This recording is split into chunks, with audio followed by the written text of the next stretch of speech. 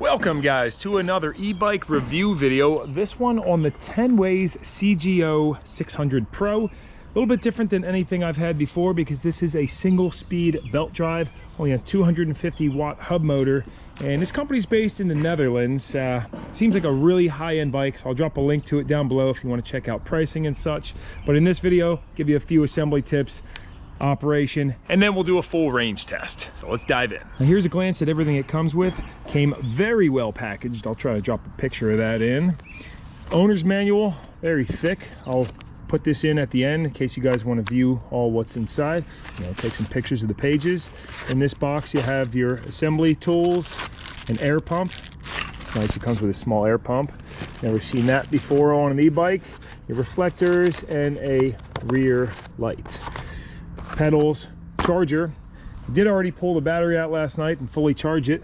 This is a pretty small battery, only 10 amp hours or 360 watt hours, 36 volts. It's got high quality aluminum fenders for the front and back, full fender, that's nice. Good quality saddle, a adjustable kickstand, and yep, that's a look at everything. So to get started, I think our first step will be putting the front wheel on.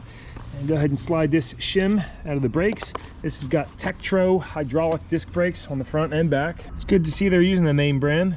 Right here you got a sticker telling you to make sure that the front quick release is locked correctly before riding. Pull that off. Didn't leave any residue on the paint, which, by the way, I guess this green is like a breath of fresh air, because a lot of time I'm seeing comments, why are all the bikes you review black and gray and these boring colors?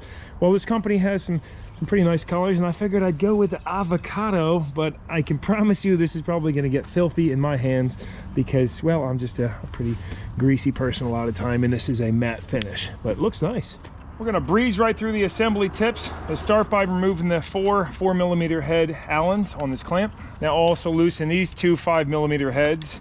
And I like how they're showing the torque rating right on there, 10 to 12 Newton meters. You can grab the fork and spin this forward. I'm gonna leave it loose just for now so we can center it properly. And bring your bars up. And I like that these have marks on them so you can get those positioned in the center. Make sure your cables aren't all twisted up or anything. It's a real simplistic design on this. Not much going on. And once you have that where you want it, install the clamp back in with the 4 screws. Tighten them in a diagonal pattern, nice and even. For your front wheel, might be easier to have 2 people or get a stand, but essentially take your quick release off by folding that up. Loosen this, drop it out, and now take the main components off of this plastic insert. So you got the nut, the spring shaft, throw that out. Grab your wheel and insert it from the opposite side of the disc. You got the spring in there, and drop the spring on so the small side's in. Put the nut into place, and we've already taken the shim out of the caliper, so just make sure your disc slides right in between those shoes. Oh. And don't miss the holes for the axle to go through. Oh yeah, there we go. Now spin your nut down and then fold your lock over. If it's real easy like that, then you got to loosen it, spin the nut on the opposite side down a little bit more, and you should have, a fair bit of resistance when you're clamping this down. I think I'm actually gonna set mine right there. That way, I don't know, I like it there. That feels good. Just make sure the axle is fully seated into the forks before you go clamping it, because, well, you see mine actually has uneven spaces right now. 1 finger over here and half a finger on that side. Let's see if I can get that straighter. I will loosen this, press down. That looks nice and straight. I got my body weight sitting on the top, then clamp it down. And oh yeah, that looks straighter. I just had my chest leaning up here, and now that's even in between. And give your brakes a few pumps. Wow, those feel nice and firm. I mean, they just pretty much lock out at the halfway. No bleeding necessary. Let's spin the front wheel. I don't hear it hitting the brake caliper at all, but if it was, all you would do is loosen each of these. Looks like 6mm Allen on the brake caliper. Loosen those a little bit, squeeze your brakes a few times to allow that to recenter itself, and then tighten it back down. Next, bolt your kickstand on with the 2 5mm head bolts. And this length seems okay right now, but if you need to extend it, just loosen this 4mm Allen and you can extend that down. Now we're going to secure the rear fender brackets with the 4mm bolt that's in the frame. But before you do that, you can loosen this 3mm Allen, and that way you can extend these out to make that centered perfectly. Looks good. Now go do the same thing on the front fender. You just have to secure it with the top bolt up here, and then it's nice, all the bolts are already in the frame. Very nice. Bolt your pedals on, marked left and right. Of course, left side reverse threads. These are plastic, but seem high quality. They have a name brand of Feeman on them. Good and tight. Loosen this clamp, pull the plug out, and drop your seat into place. On the back side, you do have your minimum insertion. It's right here. I'm gonna drop that down low to number 10 and secure this. Of course, if you feel like the seat's still loose, just loosen that, snug down the nut a little bit and re-clamp it. That feels pretty good right there though for now. Don't forget to put your reflector on though, and the rear light. This has a little pull tab for the battery. This can be just clamped into place. To turn this on, a button, you get solid, and yeah, just one setting on there. You can put your front reflector on too. Drop that right in the center. At this point, do your final seat and bar adjustment. I'm 6'3". I got the seat up at 10. The bar is cocked up a little bit for comfort. All you do is loosen this little guy, and you can bring them up and then tighten that back down. And then of course, tighten these two for centering your bars. This bike is really nice for me being 6'3". I've had some e-bikes that are just, the frames are too small. You actually get 3 options when you buy this. You can get a medium, large, or X large, and this is a large.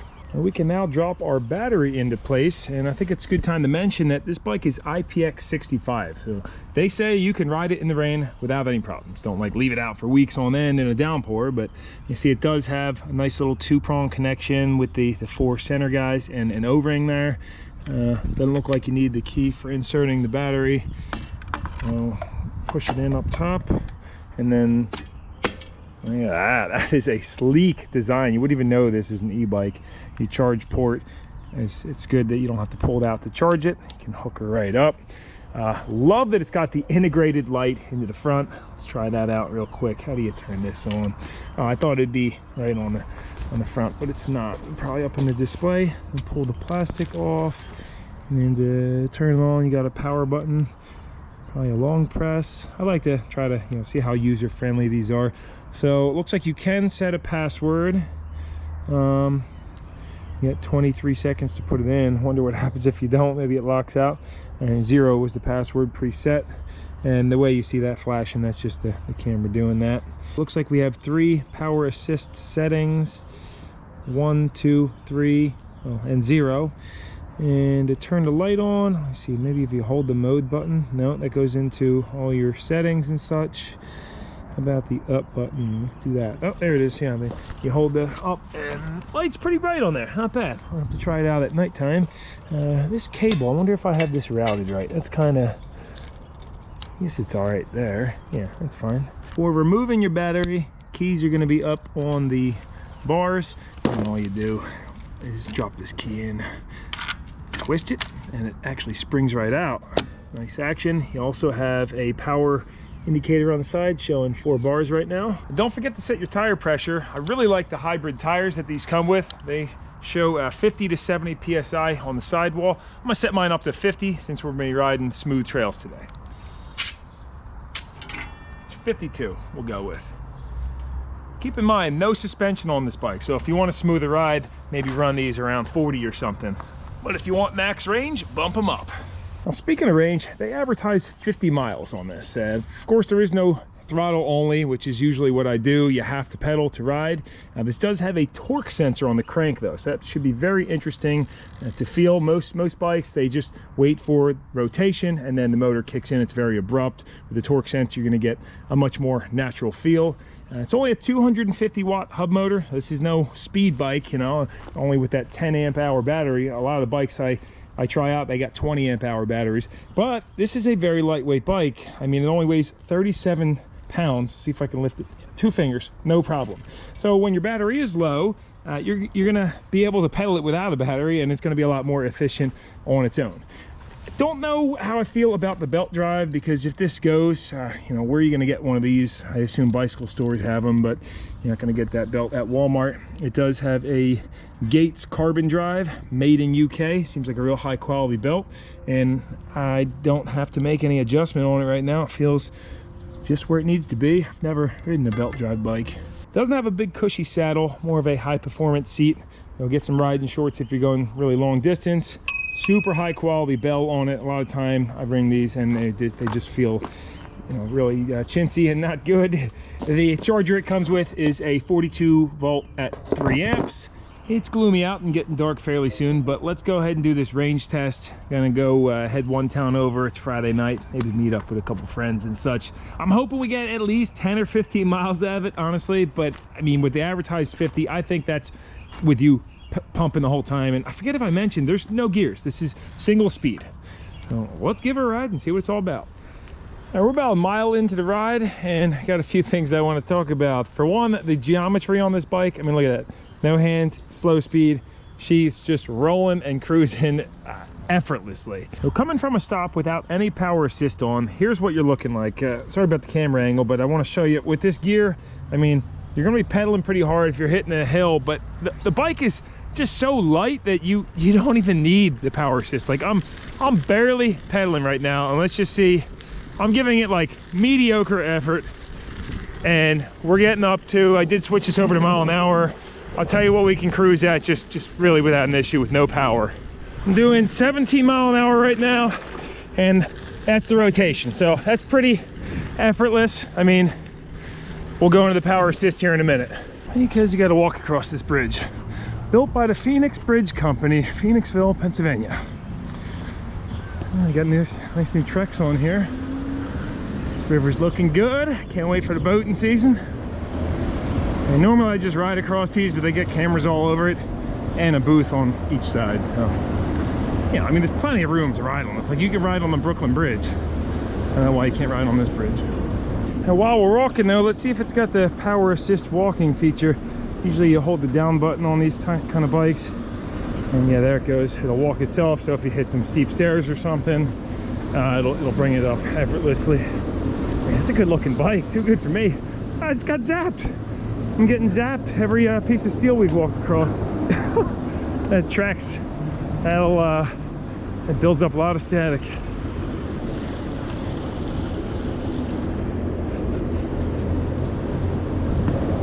Another reason I go with dark colors on bikes all the time is because I ride in areas where you stand out more if you have something fancy looking, and well, this just looks like money. It's a really good looking color.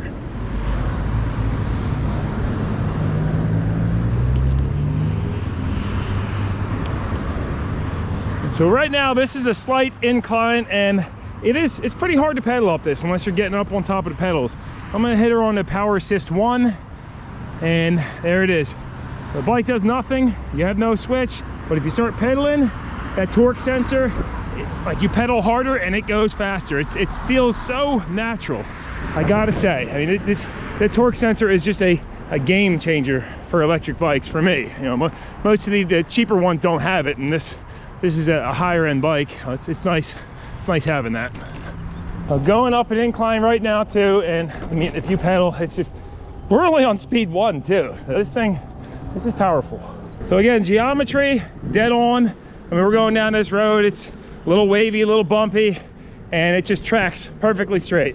Did a video on this a while back, and going to the top, there wasn't really anything in there, but just such a neat building. This one next to it, this was like, I guess the residence, or school maybe too. I think it was more residence. But also just a really neat brick building. Oh, they boarded that up better. Huh. Used to be able to walk right in. So coming from a dead stop with the speed 1 on, look at this. I mean, it just takes off so much nicer. We're gonna go ahead and hop on the canal, put some unstopped miles down. This is a nice smooth canal path. Oh, there goes a bug down my throat. So very little resistance.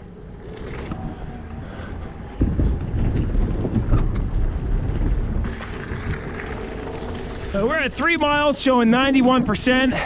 and holding a 17-mile-an-hour cruise, which over on the GPS you can see is basically dead accurate. I did set the trip.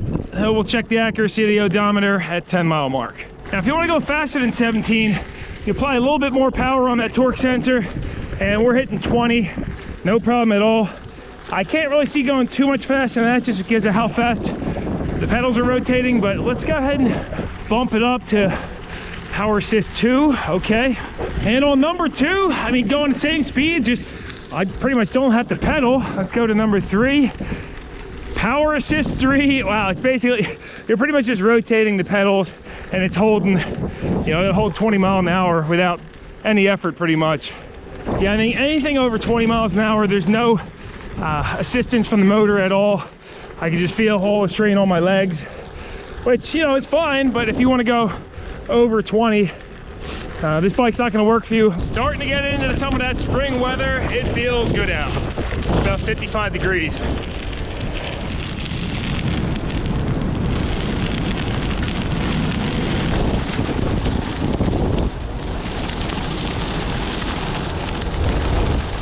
I know the lighting's not great, but I'm passing a pretty interesting property that I've explored before. This is all old granite back here. Like I guess this guy used to do granite countertops and beyond.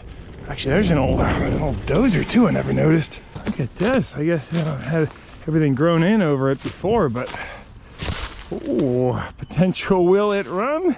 Probably not, because this is really in bad shape. But I mean, the motor's there. It's an old gasser.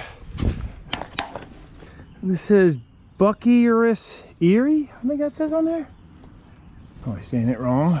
Anyway, though, this property, I mean, look at all this granite that somebody has from just many years of working. You could build a whole house out of this place. If you bought the property here, you could stack all these stones together and make something pretty neat. And this property just continues all the way up to where the old house is, and look at these slabs. Look at that. So much granite. That old place looks like it's, you know, getting ready to fall over. And that's what it looks like from the road. But this is also a good example to show you, I've been running this Power Assist 3, fairly steep hill, and I'm just rotating my pedals. I guess we'll have to find a steeper hill at some point to see how it does on that, because with this gearing, you know, I can't see it being too efficient up something super steep. As it's starting to get dark out, I'm going to turn the light on. Let's see. All right, it's aimed pretty low, but definitely sufficient. I gotta say, it really would be nice if we had an integrated tail light, because of course we got to stop or reach down behind to turn that on, and there is no brake light, which also means that if I hit the brakes, yeah, it doesn't matter. I mean, you hold the brakes down and you can power brake it. Motor will keep going, unlike a lot of bikes. As soon as you touch the brakes, they will shut the power off. But what I like about this one is when you stop pedaling, I mean, it's instant. That motor has zero delay, not even microseconds. It's that torque sensor is extremely accurate and just far superior than any of the whatever they're called, but the ones that sense rotation. Now, this is a fairly steep hill, and if you come at it moving already, it's fine. Let's see what happens if we stop on it though. Again, my wheel's sliding backwards. Look at that with my weight on the bike. That's how it gives you an idea how steep it is. So I'll point this down so you guys can just see what happens. Yeah, if you stand on the pedals, the motor's trying. Okay, so just barely can you get started. And once you do get moving, I can sit down and the motor's taking over. But that's about as steep a hill you're gonna start on without having to push it up or use that walk assistance. Just at the 10-mile mark, we're at 64%. Over on the GPS showing 10.3 miles, which is usually the opposite of what I see. I was holding an average while riding of about 19-20 mile an hour on Power Assist 3. Let's loop her back now and see what it does.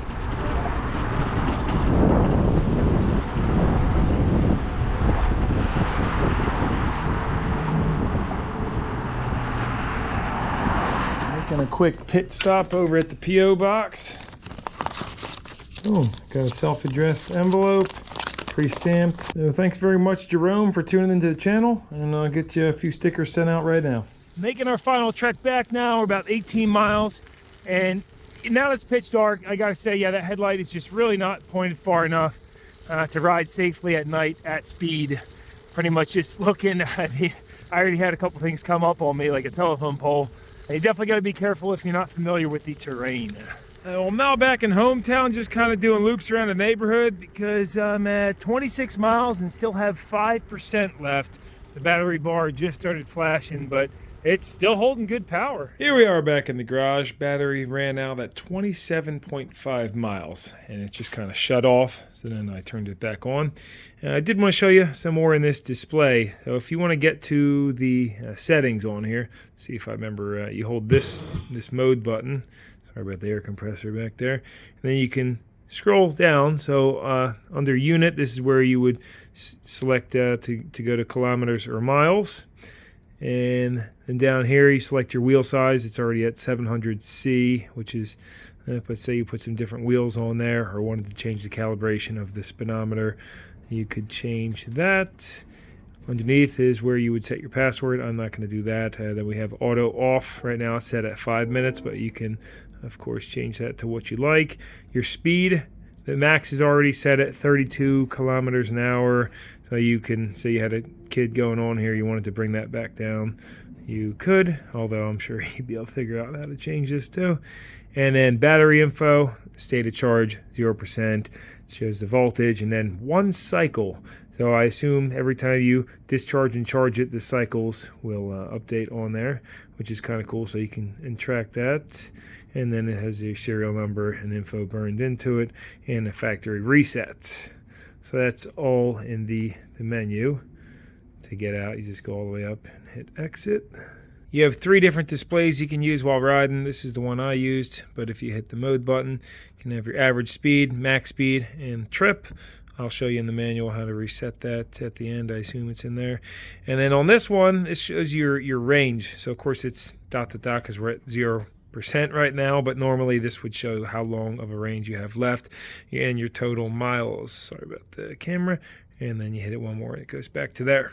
I'm now going to put this battery on charge and I'll let you know right here how long it takes. But just check out the size comparison between, this is the Magicycle battery, which gets around the same range. I mean, let's do a quick weight test too. It is just, it's got to be half the weight on there. So we'll put this on pounds and we're getting 4 pounds, 9 ounces. The Magicycle, big old battery, 10 pounds, 9 ounces. So it's half the weight, and we still got 27.5 miles range out of this. Pretty decent. To charge it, you simply plug it in and wait for that light to turn green. Should take, I would imagine, at least 3-4 hours, but again, I'll let you know right here. So overall, I was very impressed with this bike, its capabilities, and its range. I know they advertised 50 miles, but keep in mind, I was running on Power Assist 3, and I wasn't really inputting much of anything. I was just rotating those pedals to keep us going. Having that torque sensor was just an absolute game changer. It feels so much more natural riding this. And really, I don't see any reason why you would want to even be Power Assist 3. I mean, I think number 1 is all you need. Ride this like a regular bike. Some of the complaints I had would be, I think the seat, again, could use a little bit more cushion there. The headlight pointing down, that was a real problem at nighttime. Usable, but not ideal by any means. I love the sleek design of this bike. I mean, most people would not even know that you're on an e-bike when they see this. Not a big fan of the belt drive, even though it worked flawlessly and it feels extreme high quality. It just looks expensive, probably is expensive, and I just feel like a chain is more reliable. However, maybe this works better with using the torque sensor. I'm not sure. I would guess they have reasons as to why they put it on there. So price wise, you know, these are up there. Again, I will drop a link down below, since I like to not mention any pricing in the video since it's always changing, but there will be a link if you want to check it out. Definitely a higher end quality bike, way more high end than what I'm used to riding. The hydraulic Tektro brakes were flawless, and really that's all I got to say. So that'll wrap up my initial review on the Tenways CGO600 Pro.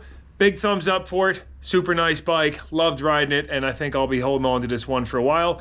So if there's any updates or anything that changes, I will make sure to do a future video, or always update the description and the comments down below. If you guys got any questions, feel free to drop them. I try to always answer those. I want to thank you very much for tuning into the video. I know these e-bike videos, it seems like it's never ending with how many there are, but they keep sending them. I'll keep riding them and let you know what I think. A lot of time they're very similar. This one was far out and different. So again, thanks very much for tuning in. See you over on the main channel very soon on probably the part 2 on a Suburban. And yeah, all right, no nonsense, no out, over out. Let's jump to that manual now so you guys can take a peek through there if you'd like. See you guys. Yes, the most exciting part, right? Flipping through this 45-page manual. It's a big one. Sorry about the glares and such. This should just kind of give you an idea of what's in here. Here's your index in case you want to scroll forward. It's a very colorful, nice manual. The beginning of this is just assembly tips. Really nothing more than what I already showed you in the video. Man, these pages are a little sticky.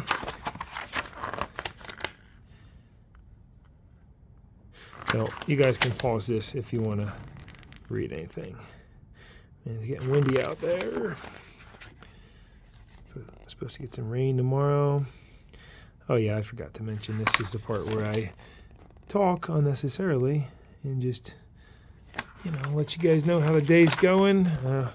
Just got back from the Vegas trip, doing the Suburban trip. That went pretty good considering. It's a lot of fun. We had a blast. All right, I'll be quiet. Here's functions on the display. Really nothing more than I already showed you. These are thick pages, so that's good.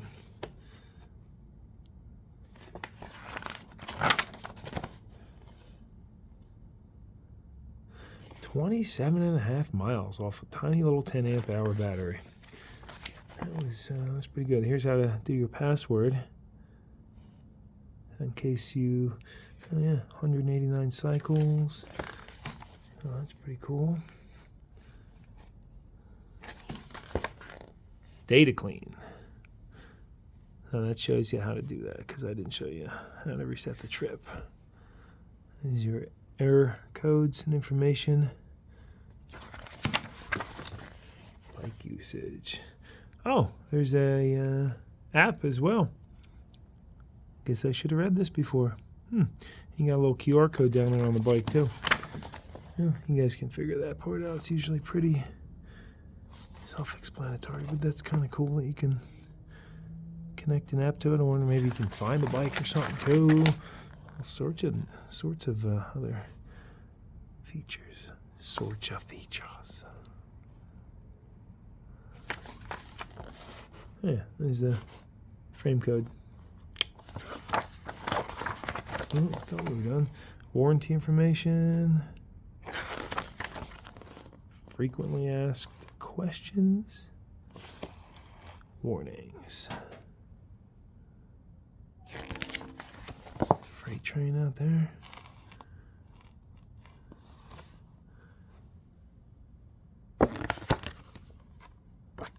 Tenways.